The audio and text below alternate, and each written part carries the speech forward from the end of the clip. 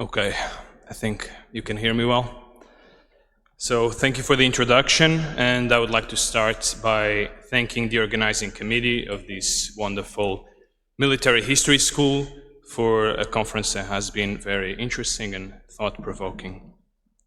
The presentation that I bring before you today is but a small part of a larger research that I'm developing for my PhD, which I started this year, so it's still introductory, and it aims at a very humble goal, which is that of creating insight through a quantitative analysis of the emotional language used by Frontinus and Onasander. The paper, as the presentation, as it was mentioned, is entitled Warfare in the Principate, the Battlefield and Soldier Emotion in Frontinus and Onasander.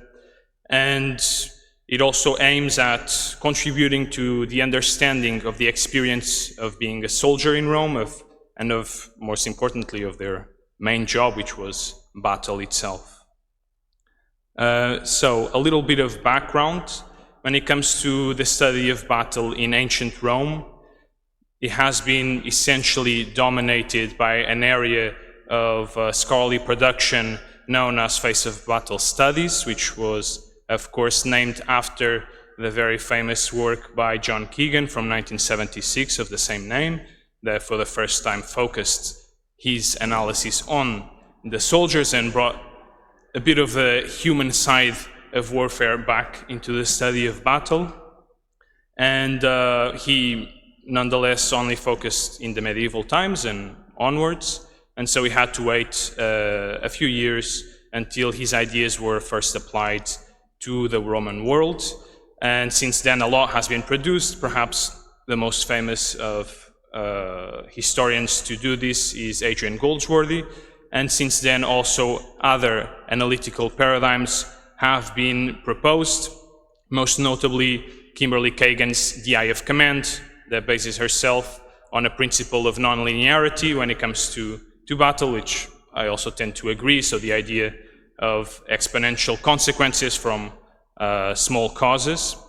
But nonetheless, neither of these historians really focused on a dimension which I think is also very prevalent in battle, which is that of emotions. They dealt with it mostly indirectly, and it was only very recently that that perspective has started to be applied. And the main work, I suppose, that has been done in this topic for antiquity has been this one by Rosicky that I show here as well, Battlefield Emotions in Late Antiquity, which of course it's a later period than the one that I am focusing on. But so why are emotions important when studying battle? I'm going to give you just two quick examples taken from Frontinus, which is one of the sources that I'm presenting on, and that illustrates two ways in which they can contribute for us to understand better the experience of combat. The first one has to do exactly with the principle of nonlinearity that I explained, of exponential consequences from small causes, which I believe emotions are the factor that best accounts for it. And there's this example taken from Frontinus that you can read here, and it only takes a misstep by the commander to create this exponential reaction on the part of the soldiers, and again, a few words by the commander to do the opposite. So how can we really account for this change in behavior if not with emotions? On the other hand, anything related to the decision-making process needs to be also, I believe, to take into account the topic of emotions, and this is another example also taken from Frontinus. In this case, it's Julius Caesar that's having a bit of a hard time convincing his soldiers to go to battle, and it's not through any material means that he manages to correct their behaviors, but through what is essentially emotional manipulation, playing on their on their pride, I suppose, but also on their courage and on their shame in order to correct this behavior. So again, how can we really talk about the decision-making process of these soldiers if not taking into account emotions as well? So this is one methodology that I'm using on my PhD. It was first applied by Castor in 2005. For the purposes of this presentation, I'm only really focused on the very first step, which is the identification of emotion terms. Those are very simply terms that explicit an emotion, and that identification is naturally done in the original text in Latin or ancient Greek. And I believe this to be a prudent approach to this type of research, since it is the authors of those documents that are informing us that here there is in fact a context of emotional experience and not a historian imposing that on the document. Just a little bit about the two sources. They are both from the 1st century, both from the Roman Empire, one writing in Latin, the other one writing in Greek. And they are both from the same literary genre, that is military treatises that have one main goal, which is a practical goal of teaching other generals, teaching other officers about war in this case. But that's about all they have in common, because they go about it in two different ways. Frontinus just presents us with a compilation of a series of contexts of battle and otherwise, but always in the context of warfare. And he categorizes them into different groups according to his judgment, but he doesn't impose himself too much on those examples. He lets the examples speak for themselves, and they are taken from his own experience and also from the experience of others. We know that he did have a lot of military experience and with a great deal of success, specifically in Britain. And so, as I said, it's a series of compilations of examples of battle. Onasander, on the other hand, we do not know much about his life. We do not even know if he did have any sort of military experience. It's likely, but we cannot say for sure. And he goes about this topic in a different way.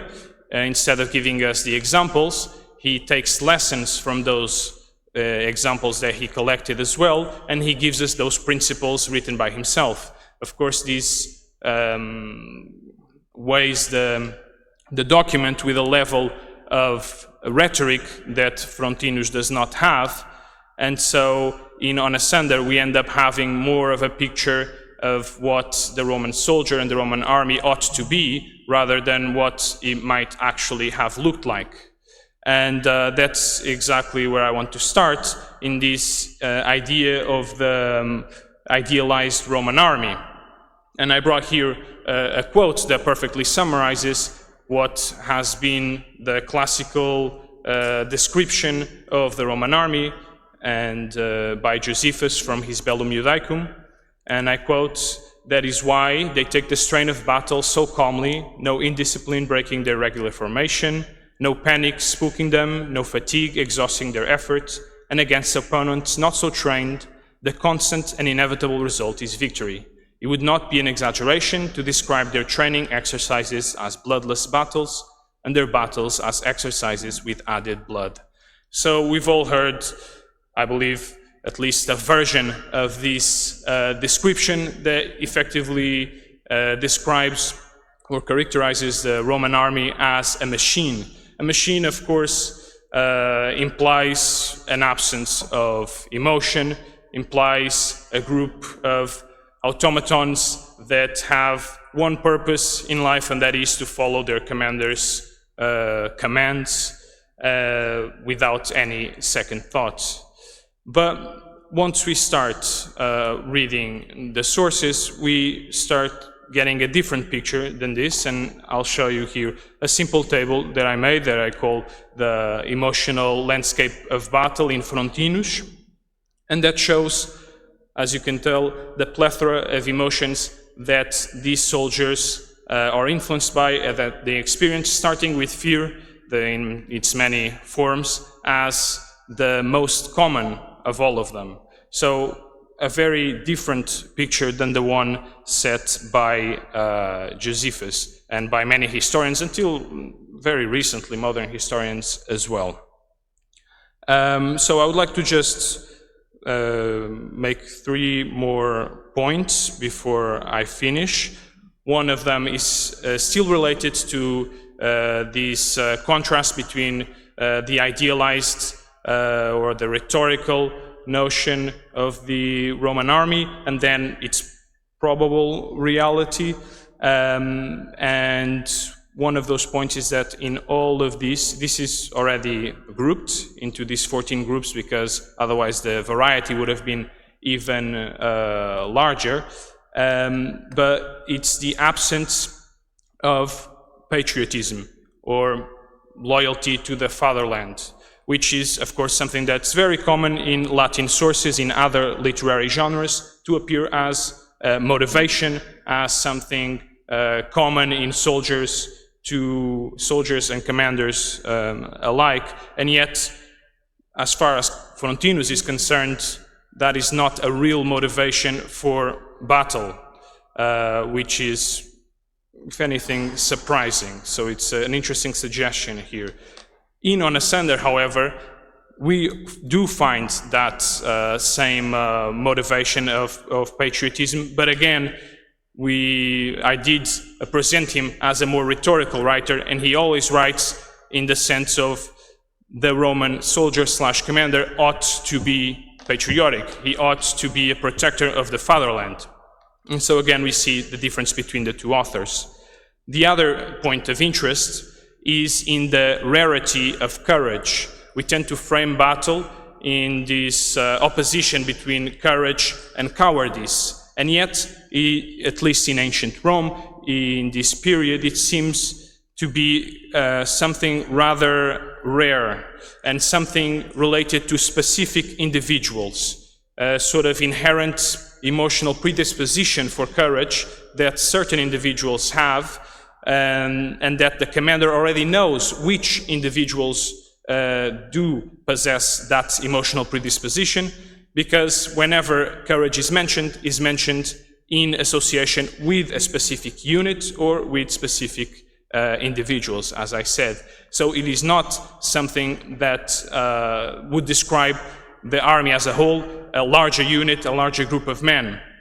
So the suggestion in Frontinus is that when we look at battle, the more precise way to observe their experience is in this spectrum between fear and ardor, passion, and that is a volatile spectrum in terms of intensity as well, and that changes throughout battle according to the different circumstances that emerge.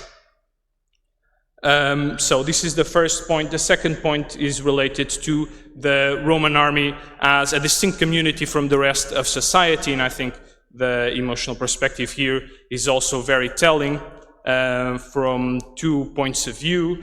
The first one is the fact that they experience an overwhelming more than 75% of high-intensity emotional experience, and over 65% of those emotions were also of an unpleasant nature, which of course is very distinct from the rest of society, but also in the very way that they perceived the different emotions. And I give you here just 3 quick examples. There are a lot.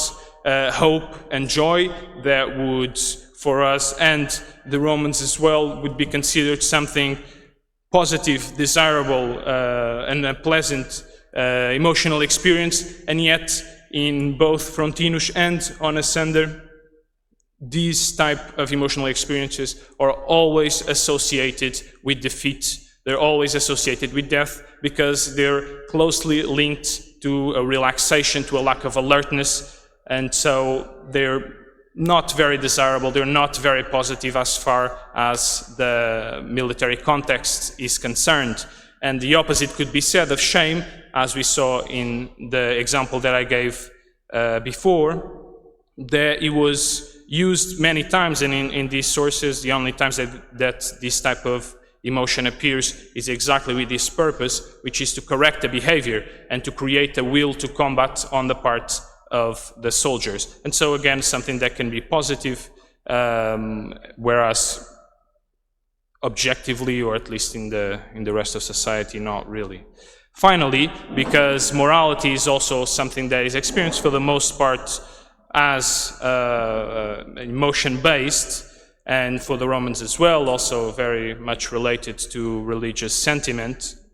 In Frontinus, again, a bit of a surprise, there is almost a complete absence of any explicit moral language. This is the one example that he does give, and it's not even related to Roman soldiers, it's related to the Jewish population, that was wrong of them, it was sinful of them to do battle on a Sabbath. On the other hand, Onasander does have a bit more of this type of language, which is again natural given also his rhetorical nature in his work, but he uses it for specific circumstances, most of them related to the Roman concept of fides, which here mostly in context of military treaties made between the Romans and their enemies, and that in this case it would be wrong, it would be sacrilegious even to break such a treaty, and also in cases of desertion from the Roman army to the enemy. Of course, if it was from the enemy to the Roman army, it would be okay, and there's a double standard throughout these sources in terms of morality, that it's not objective. Naturally, what the enemy does is wrong, what the Romans do is not so bad. Where one would expect perhaps to find a bit more of moral language in terms of the condemnation would be in the treatment of the usual victims, so the old, the women, and the children, and yet both authors are essentially quiet about this aspect, and when they do speak is in the opposite sense, as we can tell from this last example that I give here of Onasander. He even suggests that the general should make use of these populations to get an advantage in battle. And it's otherwise in Frontinus, his work is supposed to be emulated, is supposed to be imitated. And so there is a pretty explicit condoning of anything that is related there, even when it's instances of this sort that are, of course, condemned in other literary genres outside of a military context. And that's it. Thank you very much for your attention. For sticking to the time so well. Yeah.